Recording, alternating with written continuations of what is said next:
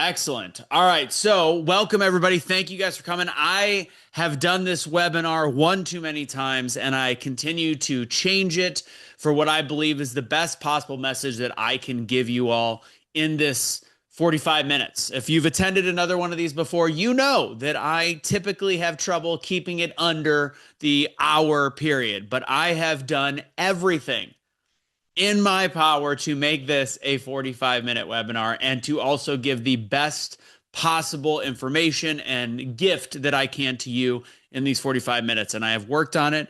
I have done everything that I can to actually make it make sense in that short period of time, so that tonight, when you are done, I'm giving you something that you can take away and become a better speaker tonight, tomorrow, whether you're having dinner with your significant other or whether when you go into business or work tomorrow, you have the ability to have a slightly different swagger to your style. So welcome. Thank you for being here. Throughout, feel free to put some comments in there. Feel free to throw some stuff in there at different points. I will have Henry note like, hey, Anthony, you might want to answer this question or whatever. And then I will stay afterwards, and then we can do a full Q&A. But if it's very pertinent to something that I'm talking about, please feel free to put it in the chat. Do me a huge favor. This is not like my Wednesday community class where everybody is off mute and everybody's talking. Just try to keep it on mute for me so we can stick to plan, because I am notorious for seeing squirrels and looking all over the place. By the way, funny story, I was having a conversation on the ski lift this last week, and I'm not kidding, a squirrel ran directly across, and all three of us, these random guys that didn't know each other, very quickly got distracted by the squirrel. So it's a real thing. Squirrel. And we're back. Okay. So I want to get started with a story that I actually sometimes tell, sometimes don't tell, but I had a very interesting conversation with somebody that is now in my Tuesday night class, or in my 8-week class, and he was excited to work with me because of the way that he has seen me with other people, and it actually perfectly encompasses what I do, what I believe in, and why it's so important for me to help people tell their story and use their voice. And he called me, the way he referred to it was you are a defender for those that don't know how to use their voice. Essentially, I'm the one that stands up to the bully. And I tell this story about my mom and my dad often, but not always on this webinar. But I think it's important to say it once he said that to me. And it actually clicked. It clicked to me why it is so important for me to help people become better speakers. It's not a business for me. It's not a I just need this to pay my rent or to pay my mortgage or anything like that. It's actually something different, and it was brought perfectly then when he said that.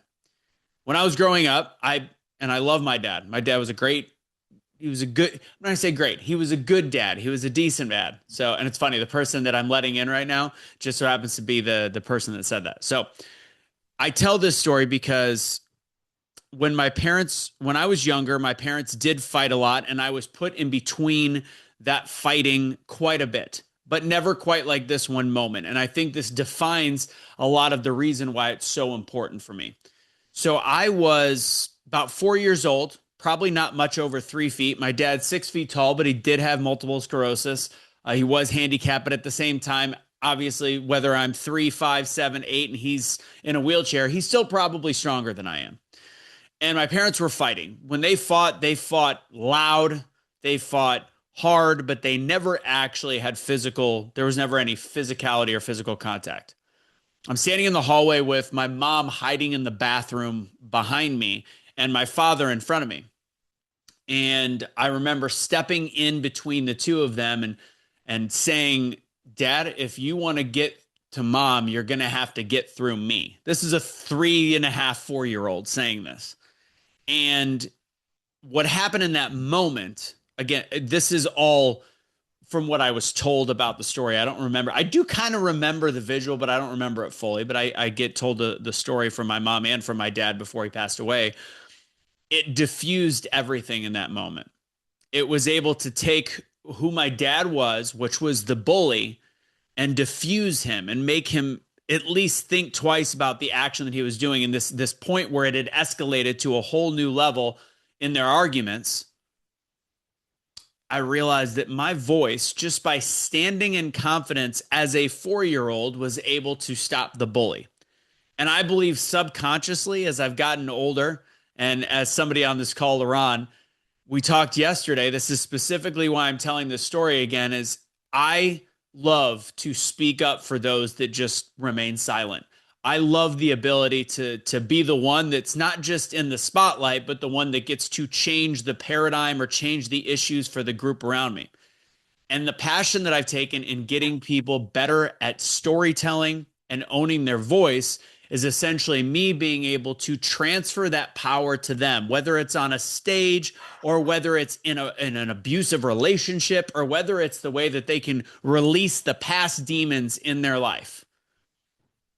If I can help people just get that incrementally better, where they are willing to use their voice, then that's the ripple effect I look for. And that's why this is so insanely and incredibly important to me. And that's why I love doing this. So that's how I want to start out with this. And again, throughout the day or throughout the evening in these 45 minutes, please go ahead and make comments, say stuff in the comment box. Laron, I think you're the last one in here. Go ahead and put where you're from to everybody in here. And also, I don't think we've got, one thing I want to double check on, Henry asked, was referrals. I think all of the, Tyrese, you might be the only one that I don't know exactly where you came from. Betsy, I know you came from Tracy, right? Is that right? Okay. All right. So we've got Tracy and we have got an Instagram. Hey, Instagram is working. Another great place to start. I should be spotlighting this actually. It's interesting, and this is my last little preface bit before I get into the information. I recently posted something. I've wanted all year. My goal was to stay away from politics, and interestingly enough, the biggest growth that I have had in my personal social media page, which is when I do personal, that's also my speaking page, was when I decided to speak loudly from the middle ground. I have gained more followers in the last week. I had 5,500 followers about 10 days ago, and now I have almost 14,000. And what I've learned from it, and that's not to like brag, like, oh my God, 14,000 followers. Trust me, it's nothing. But what I noticed, what my learning moment was from this is we as a society, and take this into your business, take this into your life, whatever it is, as a society are dying to connect with people that are somewhat similar to our belief system. It's about connecting. It's about connecting with people that we don't really just want to be in our own echo chambers, but we don't want to be with the extremes, and we want to have the conversation. So when you start to get better at speaking and communication, we can now start to join each other from across the aisle. And I'm not trying to make this political, but in the world of business, I think we've become very segmented, but people want to work with people that challenge their thought. Well, people that want to get better at whatever they're doing are going to want to have their thought challenged. So I just want to really, really quick put an emphasis on the fact that if you are looking to get better at speaking, now is the time, because we are yearning for that communication. We are yearning to be able to speak to other people and to not alienate those that don't feel exactly like us. So I'm going to go ahead and share my screen and we're going to get started. And I'm going to give you whatever I can in the next 40 minutes to try to help you become a better speaker today. Let's see. Sharing is caring. I like to say your story is your superpower. Your voice is your secret weapon. So two different things.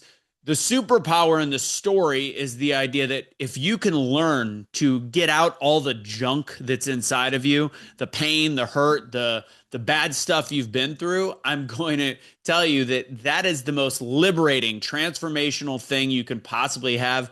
It almost feels as good as flying, kind of like a superpower. But then at the same token, using your voice is the secret weapon, because actually having the the ability to be confident and strong in your words to actually say something. That's the driver of that superpower. That is the experience that you have gone through, that you went through, the stuff that we all have been through. And like I just mentioned, that is the connection that we are yearning for. We have all got stories and we find common ground in that. And it's it's a historical situation when you talk about the way that human beings connect with storytelling. Storytelling is the number one way human connection has existed through eternity. This is even cave paintings actually showed the way that certain situations went down. That's how we actually know the history was by cave paintings telling a story of what led people to make fire, what led people to fall in love. They didn't even have spoken word. Well, they probably, we don't know. We weren't there. Who knows?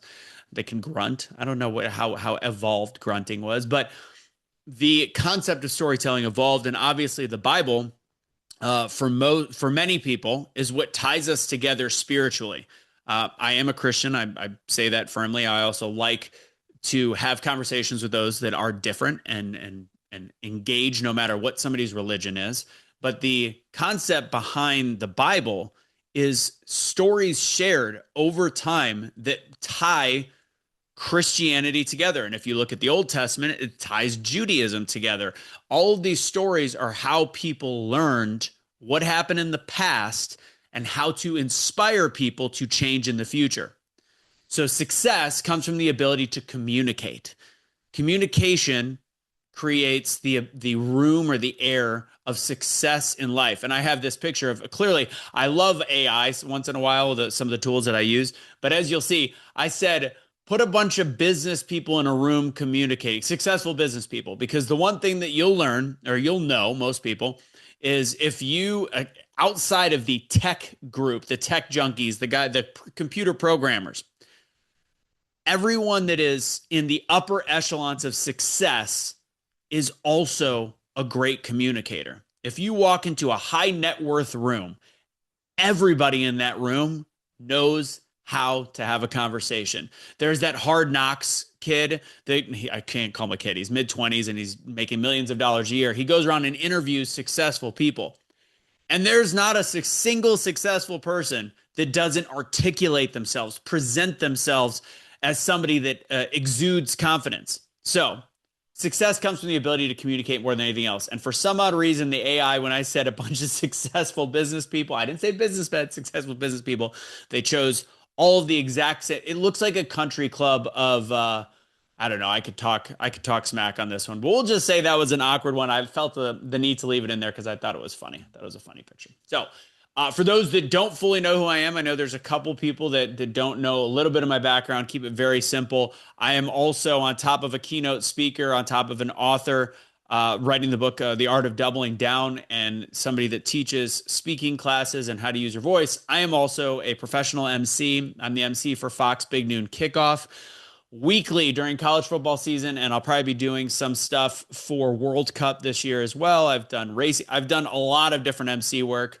My good friend Ray is in this group as well. He's also another fantastically talented MC. But I utilize the work that provides me financial stability to also learn on a weekly basis how to communicate. For 14 weeks, I consider that my training ground. When I am learning from people what is funny, what is not funny, how does self-deprecating humor work? How does certain jokes work? How does projecting my way in different ways? And I have learned not just through taking tens and tens of thousands of dollars in coursework with other gurus, I guess you could say. I also make observation one of the most important tools in my tool belt. If you see speakers that engage you, if you see communicators that are interesting to listen to, and again, I know this isn't just for people wanting to speak on a stage, but if it's social media or whatever it might be that you're trying to grow a business, look at what they do, the people that you look up to, and start to learn from them. And at the same token, I do believe how important it is to invest in yourself. Tony Robbins just did his free 3 days. I spent 2-3 hours on it. I've delved into Tony for a long time, one of my favorites. And spent in the neighborhood of $15,000 with him, spent thousands of dollars with other people so that I am able to better educate myself in order to give information to you all and to give people to go through my class. What's interesting is I feel like people are afraid of being a speaker because they think that they need to have the brilliance of thought. And in all reality, I stress the importance of storytelling. And this was something that dawned on me actually just in the last week. Storytelling allows us to tell a bit about ourselves, a morsel of ourselves that allows us to connect to the person on the other side of the Zoom or the other side of the microphone or the other side of a table in a negotiation or a conversation regarding a job. The story connects us, but the actual tools are stuff that we have learned over time. And I think the reason I thought about this is Tony Robbins talked about the fact that he read 700 books it was either a 7 or 10 year span, which is how he created all of his programs. Notice what I said there. He has personal stories that he's developed over time, and they're great to listen to, but much of his stories and techniques are shared from others. So if you can find a way to connect, you can become a speaker. You can become interesting. Tell your own story, share the muck that you've been through, listen to the other individual, and know when you can pull out different things that you have learned in your life. So I'm going to ask a couple quick questions. Go ahead and put in the chat. And I do see that there's been some people commenting in the chat. Let's see if I'm missing anything. Just watching The Chosen. Oh, real quick, Marlon, I'm going to go back to that comment. First off, The Chosen is what actually in the last calendar year I started watching is what brought me closer to God. I'm firm believer in that. That gave me a lot more knowledge on biblical. And I know it's not perfect, and I fact check and go back and forth on certain things. But The Chosen actually had a moment where they talked about the importance of storytelling, and that was a big inspiration also for some of the stuff that I do. And cultural diversity is missing. That is true. It's a little weird in there. That was a weird choice by the AI.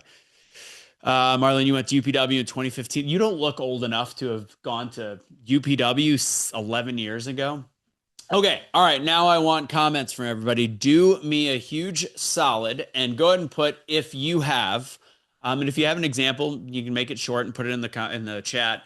How many people have missed opportunities because you couldn't express your value or your point clearly? And these opportunities could be jobs. These opportunities could be a sale from business. Could be a relationship where you just didn't feel like having the conversation. So if you have, Laurent says 100%. Betsy says yes.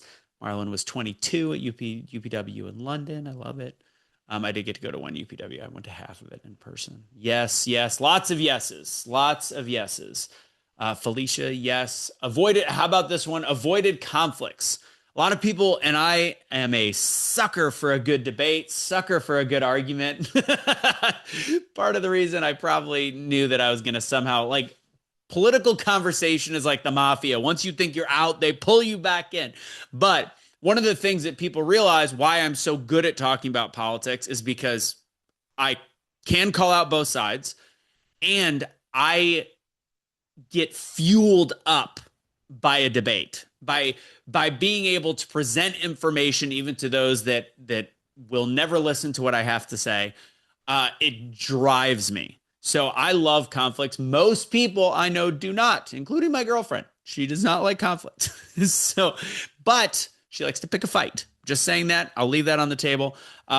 Missed opportunities, got into conflict. So a lot of times people get into conflict and they don't know how to finish what they start. And unfortunately, that's one of the biggest mistakes people make, whether it's business or sales, is they'll kind of push the envelope and then they don't know where to go because they haven't created a full plan of what's going to happen if things devolve and spiral, which I will mention a little bit later.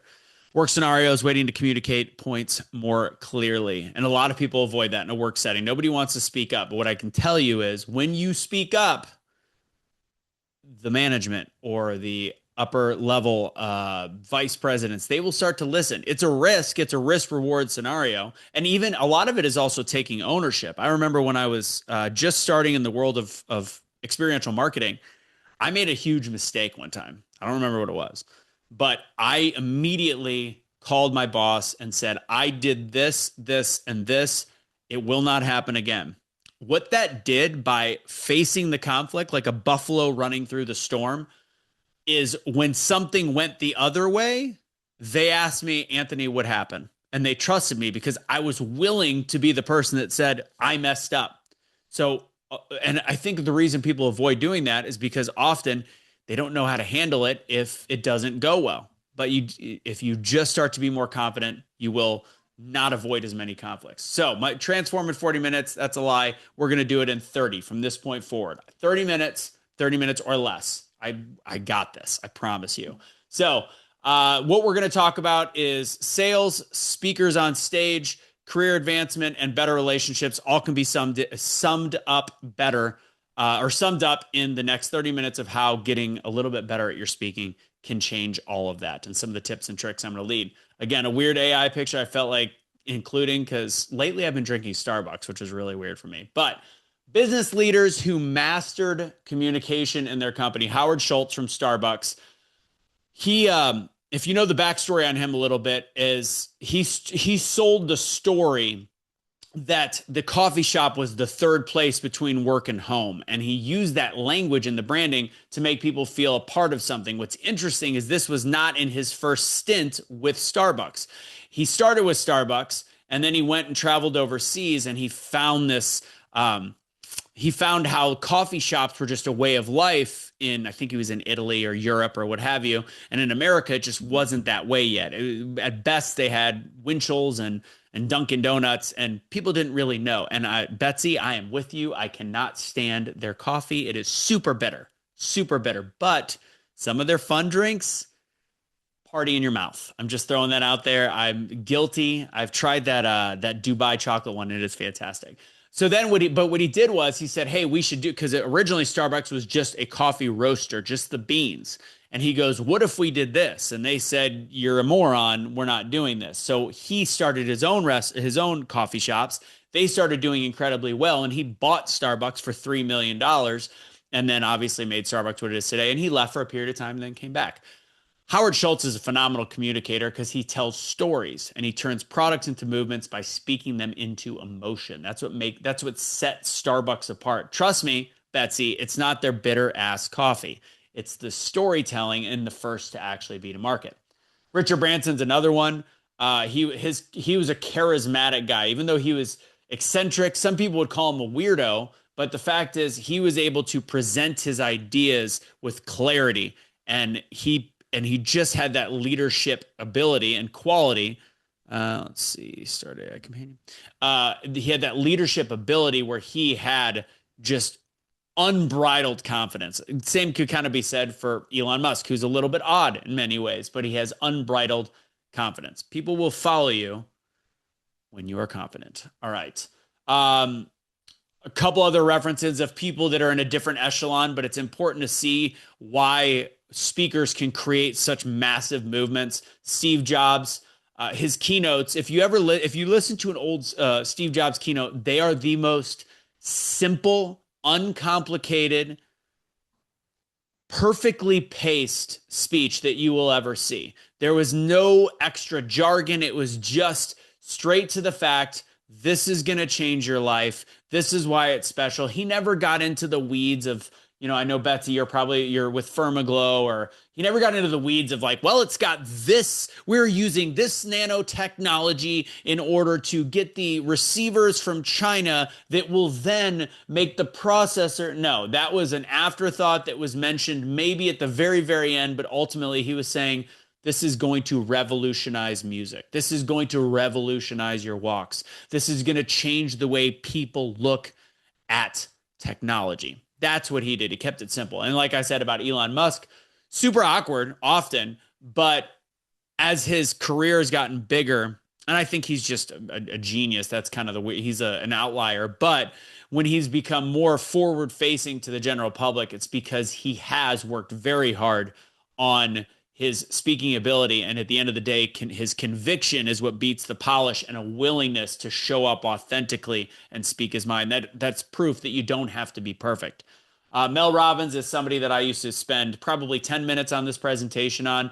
She is more of a you and me kind of person. She is somebody that is unbridled honesty. Everything she does is rooted in simplistic language and jargon, and she transformed her life at 41. And I love that story because a lot of us sometimes feel like it's too late if we're 35 or 45 or 55 or 65. And Mel Robbins shows that you can completely revolutionize your life by finding one technique that works for you.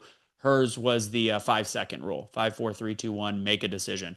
So ultimately, the best communicators aren't perfect speakers. They're people that speak clearly, and they're emotionally honest storytellers. That's the key. The great thing about this whole double down speaking thing is I had no idea exactly what I was doing. I do these things on Wednesdays called Toastmasters on steroids. And I did this long white paper. When I say a white paper, I sat in a room and I typed what my plan was for about 5, 6 weeks, I think it was, and tried to figure it out. The funny thing is, at the end of the day, my 8 week class, nothing has changed. It's very, all that's changed is a little bit of polish, but that just worked. But the whole branding around what I do has been a constant series of mistakes, failures, changes, micro adjustments, shortening the webinar, lengthening the web. Just kidding. Always shortening the webinar. I like to talk if you can't tell. So it's always trying to find that shorter version. But when I started, the Wednesday night classes were the free way. I brought people in, and I thought that I was trying to make everybody a better speaker for the stage. And ultimately, what I learned was there is something so much more powerful to utilizing your voice than just speaking on a stage. I've had people go through my class that are in their late 20s, early 30s, all the way to in their 70s, mid 70s. And it is that idea that you can unlock so much joy in your life when you just learn that your voice matters, your story has power with people, and you have the ability to inspire others. So Wednesday night, I do this. I still do Toastmasters on steroids. It's a part of the community now. I'll talk about that later.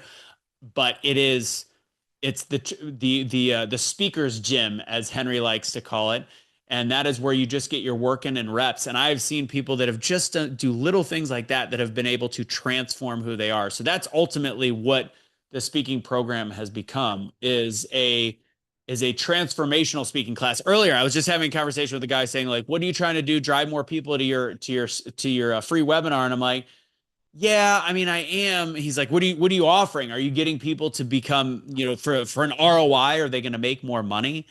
And I go, honestly, it's not about that. And I know that sounds weird. I think that when you unlock joy in your life and you unlock progress in your life, money will come, and all the different chakras are opened up.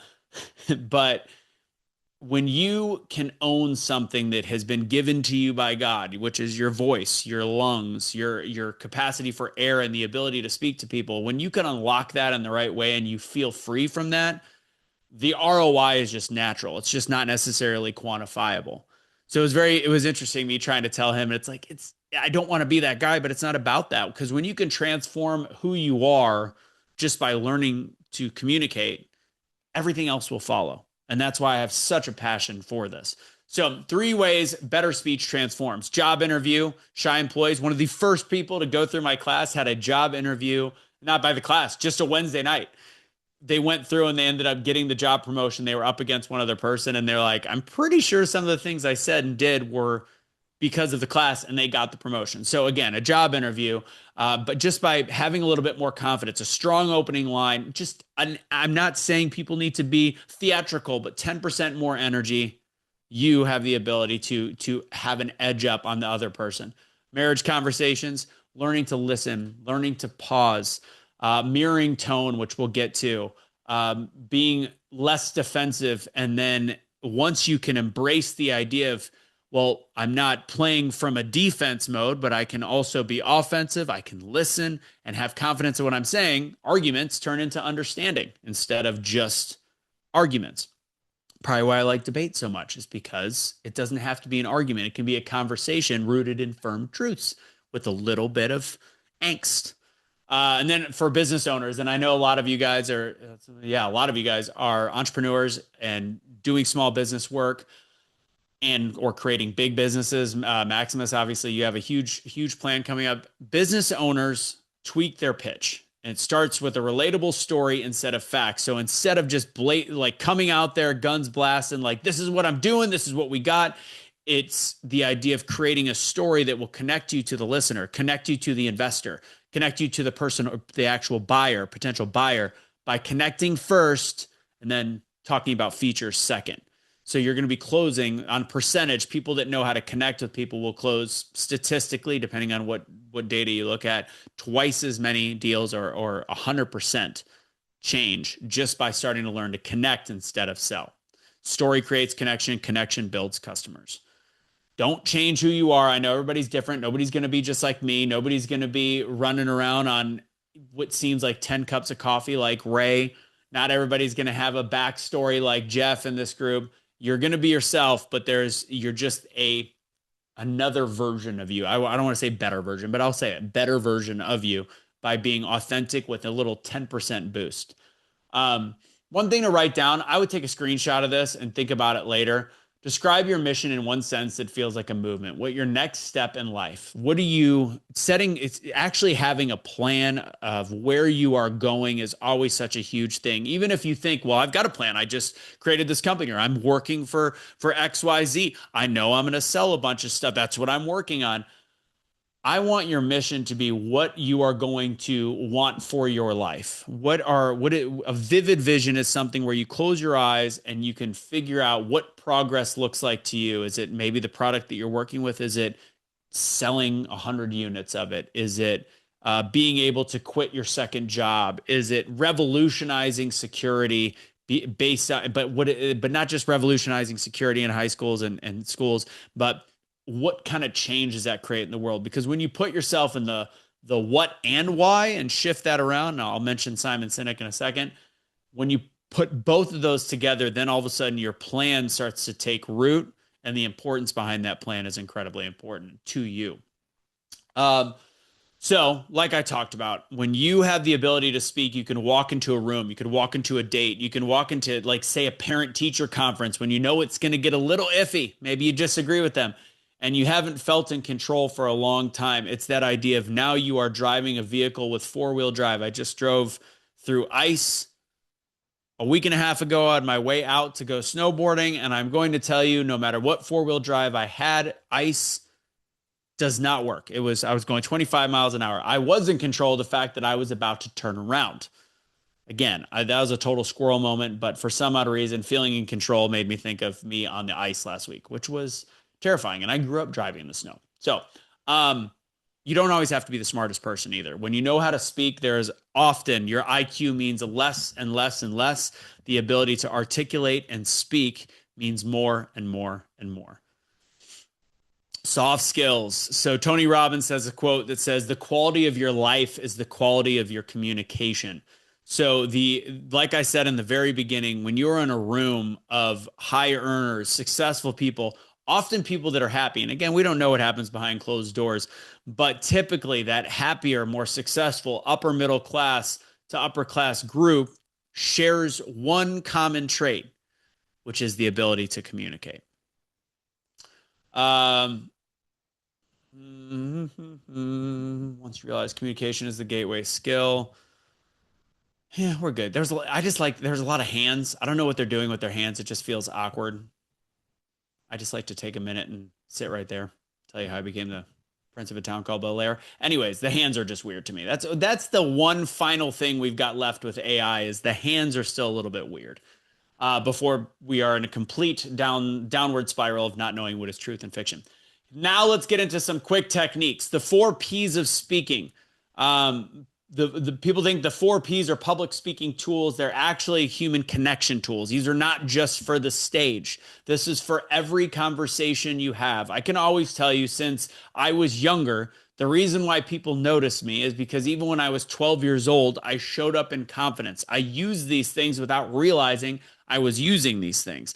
Projection, number 1. Projection doesn't mean yelling. Actually, in fact, it's quite different. It's speaking with your chestal area. I don't know if you could see me on the side of your screen, but speaking with your diaphragm and actually projecting your words and saying things with confidence. It doesn't mean yelling. Sorry to alert you in your room. Probably scared the crap out of some of you. It doesn't mean yelling. Yelling is two very different things, and actually, yelling can be very off-putting. There's some people that talk really loud or close talking, super weird. But projection is a belief in the words that are coming out of your mouth. And there's times where maybe I'm saying something, I'm like, I don't know if I really agree with this? Kind of like on one of the last screens where I was like, am I going to read this out loud? Not that I didn't believe it, but it wasn't important to me at that time, which caused me to kind of do one of these things. I'm still talking with a good volume, but I clearly don't mean what I'm saying, as opposed to when I re-engage and actually say things like this idea of projection is something that will change the confidence of the words coming out of your mouth. I don't know if you could see that slight shift in tone. And then there's pace. There's some people that speak very quickly, depending on what part of the country you're from. I am a fast talker. Slowing down by and I think 20% might even be too much, but 10% is a good place to slow down to. And that signals clarity, confidence, and control. So think about how you are speaking and just dial it down a notch. If you always remember as a kid when you're like, all right, I got a 3-minute speech that I got to give, and you practice it and you practice it and it's 3 minutes and then you give it and it's 2 minutes and 30 seconds. It's because when we're nervous, we speak quickly. We rush through things. So if you can find a way to dial it back, and that can include pausing, which is one of these 4 Ps, by taking some time to allow the listener to catch up to you. And I'll say that when I get to pausing. Presence is a big one. Eye contact, when you're talking to somebody, as much eye contact as you can give without it being creepy. It's okay to look around. It's okay. Often it's a physiological thing to look somewhere else when you're trying to remember a piece of information or remember a memory, but always remember to re-engage. Facing somebody is a big deal. If you are already looking away or leaning away, immediately that person doesn't want to listen anymore. That signals that you're done with the conversation, which is, by the way, a great way to end a conversation by repositioning your feet, pointing them away. That should let the speaker understand, or the person talking to you, like, okay, he or she is bored with this conversation. I'm going to move on. There's nobody better to talk to than the people that know when to end a conversation. So hands visible is always good. Hands behind the back should be a very temporary thing. But when you have your hands visible, your hands out, that signifies that you are open to receiving, which is, I think, another big problem with social media, is because we communicate behind our keyboards. We get mad at people, we jump down people's throat, and we have no sense of calm. There's no safety in conversation when we're not having actual verbal conversations in person where we can see the other individual, because it's very difficult to be mean or rude or unkind when you're in communication one-on-one with somebody. Pausing, like I mentioned before, it can be used for so many different things. On one-on-one conversation, say it's either a debate or a sales conversation. When they speak to you, this is one of the best tools I teach. When they speak to you, I encourage you to give them a beat when they are done talking, because often people will have a polished answer, us included, exactly what we want you to hear. I'm going to say something, and by the end of it, I have probably left out the stuff that I didn't want you to know, the secret sauce. And if you give me a pause, because people get uncomfortable with a second or two of pausing, they will continue to speak. And when they continue to speak, they're going to give you the stuff. If you're in sales, they're going to give you the stuff that you need to hear in order to properly formulate a response. You become very, very dangerous when you know part of the secret sauce. So that little pause, A, makes people feel listened to, and B, sometimes makes them give up the good stuff. When you're speaking on a stage or when you're speaking on a Zoom and you give that pause, it allows the listener to catch up to the things you just said. So sometimes I talk really, really, really fast and I give as much information as possible. But in that brief moment, you're hearing the words. It's allowing your brain to hear the words that just came before it. And it also slows you down, naturally slows you down. Always be prepared. The social game plan. Great communicators don't wing it. They walk in with intention. There's a great speaking coach called Vanessa. Her name is Vanessa Van Edwards. She tells people to stop going into conversations blind. And I actually wrote an article about this probably over 10 years ago called The Positive Side of Social Manipulation. So based on an old story with an old friend of mine, that I was about to go talk to the bartender at a wedding. I was 21 years old, and the cool, hip other best man, we were co-best men, I was like, I'm going to go talk to the bartender. He pulled me down. He said, what are you going to say? Stop me. I'm like, I don't know. I'll have a beer. And he's like, Anthony, and he gave me the best advice that I probably don't realize how much I really truly use in my life to this day is he goes, always have a plan. He said, what are you going to ask first? And based on her answers, how are you going to follow up to that? And this works in business, not just the art of pickup or anything like that. It works in the sense where you can start to learn and create muscle memory around creating a plan in a social situation. Social situations is where the greatest business people know how to do their thing. So always know what your goal is, know what you want to achieve before entering the interaction. Gauge, like look at their emotional state. Were they grumpy the last time you saw them? Are they grumpy from across the room? Are they joyful? Are they happy? You want to be able to match their energy appropriately. And then what energy do you bring as the individual coming in? You choose your presence intentionally, not as a reaction. You go in to match. You don't want to take somebody that's really happy and go in there and just break them down and be like, oh, looks like you guys are talking about something fun. Like, no, you want to match. That's the same intensity that they are. And if they're low, you don't want to go in super high. Ray, I know you. I know how happy you always are. You're always a joyful person. You don't have to cut yourself off at the knees if you're naturally like that, because people are going to want to be brought back up. But you might take away like 2 levels. Just knock it down just a notch, just to be able to meet. Jeff, you're the same way. I see you chuckling. Same way. You always come in loud and ready to party, but sometimes you got to find the right energy for the right person. Charisma is about being more likable. There's an idea of you can smile with your eyes without actually smiling.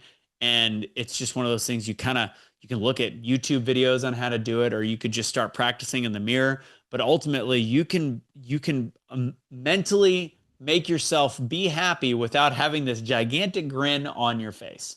So a small smile starts with the eyes, and just having that warmth is a very big deal. I said open palms earlier, and then active listening. Active listening is big on interviews. If you're on a podcast or if you're in a Zoom room, just actively nodding is a big deal. And you shouldn't nod the whole time. You shouldn't be a bobblehead. But when you're actually listening, you nod your head at the right time based on when somebody makes a point that you know that they want to get across. It's very welcoming to them. It's very warm for you to be able to nod at the right time. It also allows you to control the conversation if it is in a podcast.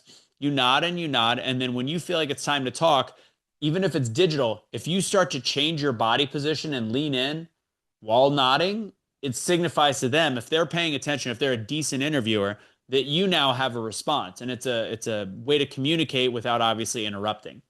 We're almost wrapped, so now we're doing a couple quick. I want you guys to do a quick exercise for me. See if I can see you guys all. Are you using a bobblehead, Jeff? I see a bobblehead. You can't use a bobblehead. That's cheating. So I know I can't see all of you, and that's totally fine, but I want you to just think about this. And this is, you have different people talking, whether it's Gary Vee. Well, Gary Vee's always slouching. But Tony Robbins talks about posture. Mel Robbins talks about posture. If you watch any of the Steve Jobs, always great posture.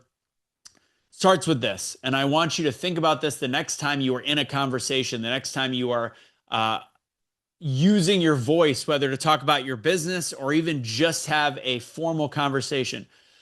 Start with your chest or your shoulders back and open your chest. And even think about taking a deep breath. Often people, when they are speaking, sound meek because they speak with the end of their breath instead of filling it back up. They feel like they got to get it all out all at once, and then they run out of breath and they continue to speak with just the last little bit of their breath, and then they don't have anything left and they don't sound confident, when in all reality, nobody cares if you take 0.5 seconds and start back here.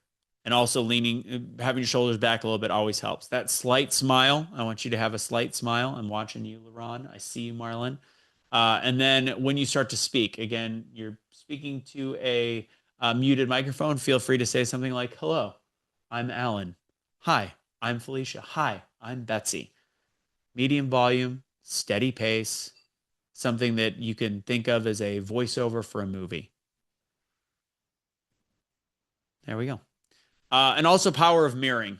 And this is one of the last tools that I will give you guys. If you can match somebody's energy, I talked about that earlier. You go in a little high, you go in a little low, you try to match where they're at. If they speak softly, soften your tone a little bit. Actually speak a little bit softer. You don't want to overpower somebody that doesn't speak the same way as you. If you can't tell, I'm a little bit of a confident speaker. I speak a little bit louder. But if somebody is not matching that intensity with their voice, I don't want to scare them away.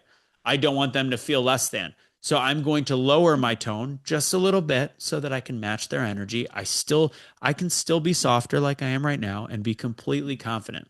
It actually makes me, it gives a little bit more of the empathetic vibes if I am talking like this, as opposed to talking like this, which is more animated and forceful. Now, if they're animated, like if you want a fun time, watch me and Ray hanging out together.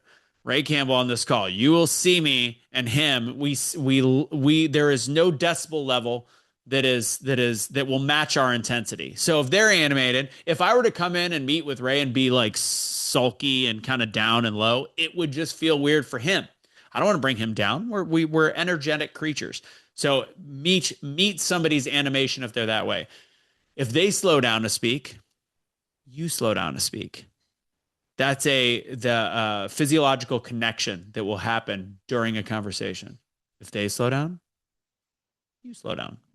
Now, this is the exception. If they lean in, there's times where it feels right to lean in, but often, especially in interviews, if they lean in, you lean back. So you're mirroring emotion, but you're actually going more with the flow. Because when one person leans in and the other person leans in, again, this is the exception where mirroring doesn't work. Often it creates more of a confrontation and it doesn't feel as good. Whereas if you slightly lean back, you're receiving what they're saying. And then once you start to play with it, you'll notice that if they do that and then you start to talk and you lean forward, they might lean back. And that's a very cool symbiotic moment. I'm a geek when it comes to conversation. I can tell you there's times where it just feels right. It's very cool when that happens. I don't know why that happened. Okay, there we go. Speaking without selling, it's all about creating emotion when you speak. So Simon Sinek, his TED Talk sold millions of books with the action of find your why. Kind of like when I said earlier that I'm not it's very difficult to put an ROI on teaching people they're getting better at their voice and they're transforming their life by having this confidence. That's no different. So I can answer that guy that messaged me earlier. I can answer him with the very simple response of Simon Sinek just said, start with your why. And all of a sudden things will start to fall into place. So very similar. He was able to create a very simple message and then sell millions and millions, if not hundreds of millions of books. Sarah Blakely, when she created Spanx, and now she's one of the most successful female business owners of all time, she wasn't pitching product. She was literally telling her story. That goes back to the connection from before. She didn't just automatically go, you put these on and they'll make your waistline look better. Go to Spanx.com. She was literally talking about what it did for her, what it did for her self-confidence. And then when she got on Oprah, she told her founder's story about how she was making these from her living room. And that was just a game changer for people because they connected to her. It made her feel real. And in my full class, I talk about the idea of the sandwich method. This is a different way to look at it, but I go through a whole sandwich method with bread and meat as part of the way I create the 5-minute speech with people during their 8-week class with me. And this is another way to look at it, very similar. It starts with a hook. To me, that's a personal story. David J.P. Phillips is the guy that teaches it this way. And it's very, very similar. He likes to create a conflict, and that's just part of story. That's our scorch marks that I talk about, the things we've been through in life is always going to have some kind of conflict. So when you create the conflict and I'll say the crap you've been through, that creates a cortisol reaction, a stress reaction in the listener, and that is how you start to connect. He says to use the emotion, connects to the heart. This is the area that I might alter a little bit. It depends. If this is a 1-minute speech, then yes, these are probably the way that I would follow it. But when you get more to 3 minutes, 5 minutes, 10 minutes, 20 minutes, you also want to be able to give something to the listener. So it's not just about emotion. In his number 4, it's resolution. The resolution is where you give your tips and tricks on how to make people better. If you're somebody that teaches how to speak, what is called EMDR. We had one of our students that taught EMDR, which is a breathing technique. That's where you give just a basic takeaway, a basic tip. Like what I'm doing right now, I'm giving the basic ideas of right before this, basic ideas of how to speak a little bit better, the 4 Ps. And then ultimately you end with a transformation.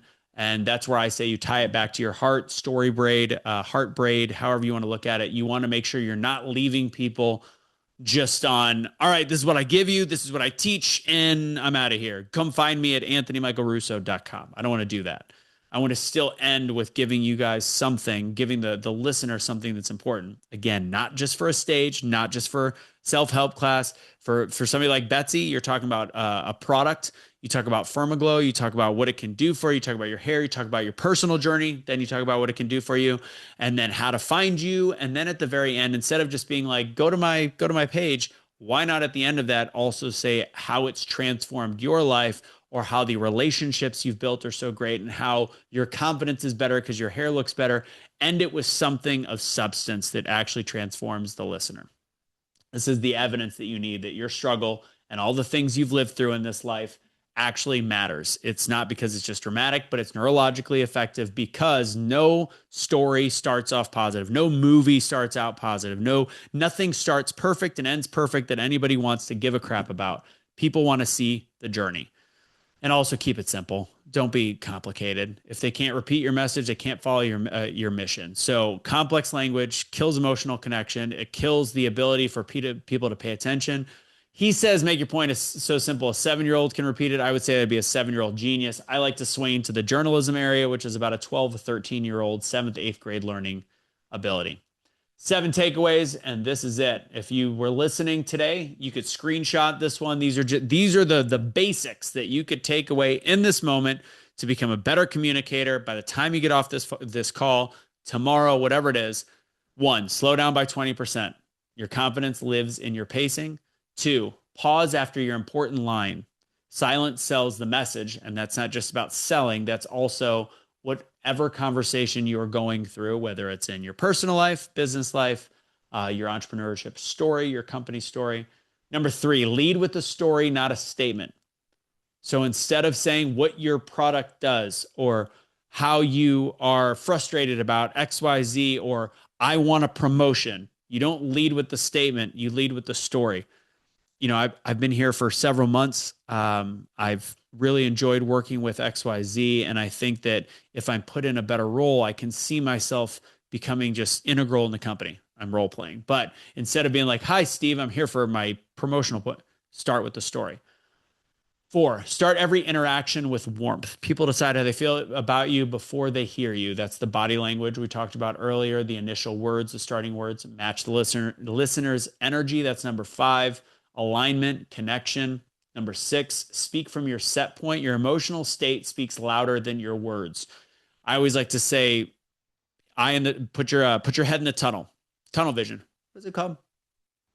Clear the mechanism. That's the word I was looking for. It's from the movie For the Love of the Game. Clear the mechanism, where everything in the outside world, whatever you're going through in your life, in the moment that you are trying to achieve something with your voice and with your words, you have to have tunnel vision. That's a big problem that cell phones create, because we get distracted. But when you are on your game and you're wanting to communicate and entertain people, even if people get on their phones, if you're the guy not on their phone or the girl not on their phone, you all of a sudden are the most present person in the room, and that's incredibly important. And it sets you apart. And ultimately finish with a clear point. If they can't repeat your message, they can't remember it. Keep it simple. People forget what you said. People forget what you did, but they will never forget how you made them feel. Start to think about that when you're talking about content creation and what you do. And Gary Vee is a perfect person to mention, even though his posture sucks. He built an empire not through ads, but through his authentic tone of service and truth, and a lot of F-bombs. So wherever you are in your life, if you're 30, 40, 60, 70, you are not too late. You're not too small. Your voice isn't too quiet. Your story is truly, in my belief, the bridge between somebody's pain and somebody's purpose. If you can help them get from A to B to C, whatever your Z that you're offering is in life, whether it's a partnership or whether it's a sale or whatever that is, if you are rooted in authenticity and being genuine to take somebody's pain and move them to purpose, they're going to want to work with you. How do you go deeper? This is it. This is my one annoying pitch point at the very end that I love so much. Become a member of the Double Down community. And these are some honest things that I'm making some shifts and changes with. We'll put some stuff in the chat right at 7. And we started about 10 minutes late, so we're pretty good. Sign up for a call with Henry or myself. We'll put some links in here right when I get done. Or Henry, if you want to put in one, put in your link. I also have mine that I got to set up. and I'll take a 15, 20-minute call with you to see if there is anything that you would maybe want to move forward for and work differently. The Double Down community, the Wednesday night group, is also where I record everything. We have the Toastmasters on steroids, aka Speakers Gym. It's been $30 for the first couple months. We've been doing that for 6, 7 months now. It is something that I give away free when people take my 8-week class, and I want there to be more of a value to keep it still a little bit intimate. So that will be until Friday, I believe, as though Beth has said it there. It'll be $29.97, but it will change to $80 a month on Friday. It's a great community. We actually had some of our students that taught the class when I was gone last week, which apparently was very fun. I didn't get to be there. And then also we have a self-guided boot camp, which is now complete. Party. It only took me 3 more months than I was planning on. And it is ready to go out now. Speaking Boot Camp is $97. In the next 24 hours from this call, I will lower the price. I got to make sure that Beth has lowered it. It'll be $47. And it is my full 8-week speaking class turned into 6 elongated modules and self-work. So I've lowered it again. I'll lower it every time I do one of these events. And if you do like it and you do want to spend some time directly working with me, then you can roll whatever you spend. If it's 97, if it's in a week you decide to take it, that 97 will go towards the full class or coaching. I also do individual coaching. So if you are interested in that, go to speakingbootcamp.com. If the price hasn't been changed yet, it will be shortly. I got to double check with Beth on that. I think it should be. And then lastly, the full class. It is a 8-week intensive course. I believe as though there's a couple people in here that have been in that class. Felicia has. I think we had Catherine in here earlier. Some people have taken the full course. That class keeps going up in price because it was in its beta stage. We're now in group 6 or 7. I know the power of that class, and it also includes a year of open office hours on Tuesday afternoons at noon if you want to work on anything from your homework from the class, the minimal homework from the class, or actually working on your business in a small group. It's a great place to workshop. That is a $1,997 class, and that includes a 30-minute coaching call separately with me.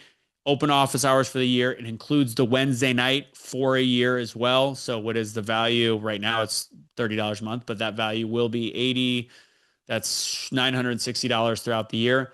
And I will take $500 off for the next 24 hours. I will make sure to, if you are interested, hit me up with a message and I will give you $500 off for that class. And it was $17.97 last class, $19.97 this time. It will keep going up just because it is very limited. It's 8 people for an 8-week class, and obviously spend a lot of extra time with you people.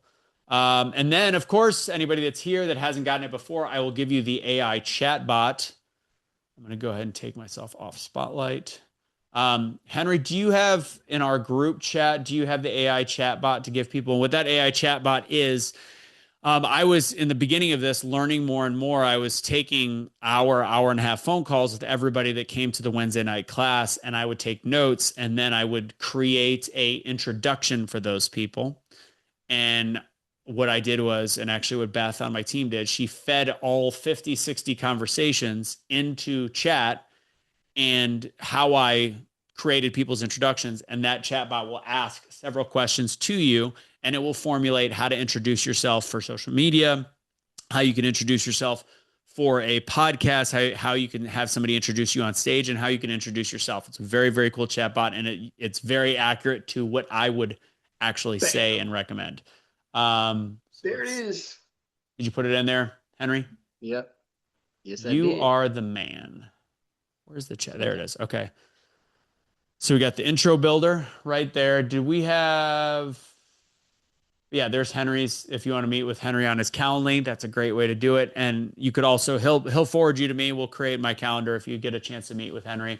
And Henry is, I didn't properly introduce him earlier, but him and I go back to the Great American Speak Off, where we were some of the semifinalists a couple of years ago and maintained a friendship over there. He was in my very first class, and he has been a phenomenal addition from an emotional standpoint to people in the class, to the techniques that he knows from all the different classes he has taken, from the ability to do breath work to really truly finding people's journey and story. He is incredibly talented at that. So, but without any further ado, that is it for me. Did I miss any questions? I haven't really looked in a while. I don't think so. LaRon had to roll out. That's cool. Yeah. He just rolled out a Betsy comment. struggles with charisma. She drop that in there. Betsy struggles with charisma. All right. You still here, Betsy? No, Betsy. Yeah, Betsy's right there. What if you don't if you're okay with working on it for a split second, I would love to help out. What do you mean by that? Go ahead and come off mute.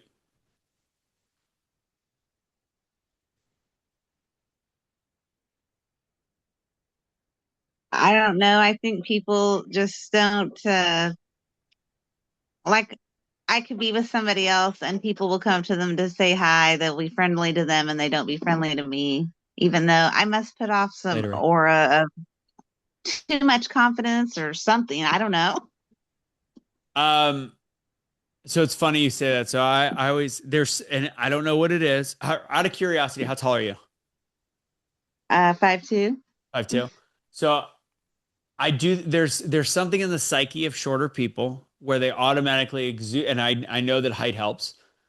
But they sometimes exude a lack of confidence. And Catherine, who was on here earlier, I had no idea because she has figured out a way to transform herself into an aura that is bigger than her. She's 5 flat at best. And there is something that I think is built into us. We talk so much about different body types and heights growing up that it kind of gets ingrained in us that if we're not taller, we can't see around the crowd. It's difficult. And, when you're at a ball game, you don't know, or a concert, it's frustrating when you don't have that height, which I think plays into who we are sometimes as individuals. And I think that's maybe some of where my confidence has come from because as a kid, I was guiding my mom around because she was so short and I could see. So with that, sometimes you might give off the energy that you don't have that, which means you have to train yourself to believe in yourself in a different way. And that'll start to exude in a completely different element. So I'll keep using my mom as a reference. So often when we would go, even though I was like a 20-something-year-old, we'd go to a jewelry store. They would pay attention to me. They wouldn't pay attention to her because she had that sunken confidence. Now she was a chiropractor. When you put her in her practice and in her zone of influence and where she was her strongest, people looked up to her. She all of a sudden became 6 feet tall. So finding your level of confidence will come from the fact that you have to believe in you, and whether it comes from having a mantra or practicing or praying or whatever it is, where you really feed into yourself that you believe in who you are, you believe in whatever you're selling, what you've got to put in front of you. What else do you do besides Firmaglow? I do a lot of things. You I'm dabble? a You're a hairdresser. dabbler? Take it easy, Jeff. I am a hairdresser. I work at Lowe's. I deliver groceries, and I go to college as a digital marketer. I love it. So you're a woman of many hats. So ultimately, it's just the fact that you already know that people present you that way. The fact that you notice it means that you can intercept it, change it, like step out, do something you're not used to doing. Be the first one to shake a hand. Be the first one to have kind of the bubbly personality, to stick out and do something that doesn't feel comfortable at first. And I know it may sound inauthentic, but when it comes to being happier or creating that progress and being successful in whatever the projects that you're doing, it's going to force yourself to be a little bit uncomfortable. So be uncomfortable until it feels right. And if it never feels right, come tell me later. But I've got a gut feeling that I'll talk about it again. Get some coaching. you'll start to feel different when you just make yourself feel uncomfortable for a period of time. Yeah, this is like the little sneak peek of what me and Anthony do is like where he comes in the top, and I'm a double down coach, but I focus on linguistics and communication, and that's where I focus at. So like if I was asking you, Betsy, it's like this charisma issue, or this not charisma issue, this charisma thing experience that's happening. What do you say when you greet people? Like how do you greet people when you say hello? Okay, I'm known for being one that laughs all the time, and I am really confident, like at work and stuff. Mm-hmm. I'm the Mm-hmm. one that people expect they want me to talk for them, like if it's to talk to the boss or whatever. But I don't know. I feel like I have a negative energy that comes off of me. Like No, that's how no, I feel no. anyway. No, no, no, no, no. No, hey, if your star shines too bright, that's on them. You know what I'm saying? That's the spotlight effect you call in psychology. You know, your confidence when it comes on and you introduce yourself. And that's why I asked that, because I wrote down for you, I was like, charisma. Another way I think of charisma is character is massive. So people, if you have charisma, it's your character really showing, and it's showing in a massive way. I am guilty of this as well. I have a strong personality. Anthony knows I have to sit back, because if I start leaning forward, I start getting all revved up like an engine. And one of the things that happens was that is it's the energy would come, I would come on too strong for a lot of people. And I didn't Yeah. give them a chance to really get settled in the conversation. And like they knew I was sharp in what they were talking about, but it was just a little much for them. So I started I used to come to people all boisterous and like outgoing. They say, "How you doing, Henry?" "Oh, I'm living, man." People don't even know how to handle that. "I'm living." "What's living?" "Living? Am I living? You living?" You know, that's too much. Hold on, hold on. That's why I need the good and the okay. It's like, "Hey, how you doing?" "I'm doing great, man. How about yourself?" And then just give them about 10 seconds to get used to get into your energy field, as I would say. You know, your bioelectric energy field. Let them feel your energy a little bit, get acclimated, and then rev it up. Find that point, that tick point, to just lace them with your charisma and everything that you have. Because I could tell it's oozing off of you. Like you can lock down any room easy. Yeah, that sounds more like me. Yeah, strong. Ain't nothing wrong with being strong. I love that. Gonna make her head swell.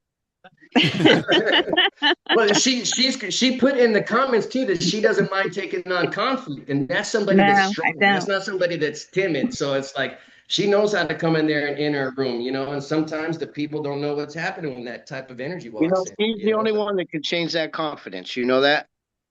mm, He came yeah, with Anthony Russo's talks and his encouragement. Listen, yet sometimes we're an enemy to ourselves, young lady. True story. Absolutely. yeah, Yeah. true. Thank you, So start Maximus. Tied it up for stop me. from this point forward. You stop saying the fact that that's what the vibe you get from people. Then you start to change it, and because I'm going to tell you that I had rough patches in 2025, and I realized the patches kept getting rougher until I temporarily lied and said, because people were going like, "How's things going?" I'm like, "Well, and I'm like, "What am I doing? Like, I teach this for a living, and I'm complaining about stuff which is causing more crap to happen." And then immediately, whether I was having a good week or bad week, I'm like, I'm great. Things are great. Because really, they are. Like the fact that we're breathing, we're walking, we're living, things are great. So when you start, all of a sudden, next thing I know, things are changing. I get more gigs booked. People are calling me more without, like, there is a universal rule that when you start to shift, the world shifts around you. The world will bend to how you feel. Yeah. Sometimes when I go into a meeting, 5 minutes before that, I say, "Somebody stop me," and you know, and I'm all set from that point forward. Just so you know. Tyrese, thanks for coming. I appreciate you. If you want to unmute, if there's any questions you got, or if you think if there's any feedback, I always love to hear it. Thank you for coming, though. I love that we found each other off of the interwebs, the social medias. Yes. Thank you so much. I really enjoyed this class. I was cooking and cleaning throughout, but I listened to the whole thing. I actually voice recorded so that I can listen to it easily, like on my drive to work tomorrow. And I mean, I think there was a lot of great takeaways. So I really appreciate it, genuinely, sincerely. I've been looking for ways to figure out how to become a better storyteller. And I feel like Yeah. that's not something that is commonly spoken about, because Right. I have confidence in my stories or in my thoughts or opinions, but I feel like the execution is difficult for me. Oh yeah. And so when I just randomly came across your page, I'm following you now. I was like, oh, that sounds like something that I could really use or benefit or learn, so, and this has been a great class. I love it. That's awesome. I'm glad you made it. What's your Instagram name? I'm gonna make sure to follow you back. It's my first name, broken up. So it's tire underscore ace. Pretty simple. I like that. Mhm. Sweet. I'll shoot you a Don't message tell me on you that run too. a machine shop, and don't tell me you have an auto shop or something. Yeah. I actually work at a motorsports park, which is kind of funny. The Instagram handle came before the position, so but it works now. They call her the Yeah. tire ace. Mhm. That's right. Good guess, Henry. Good guess, Henry.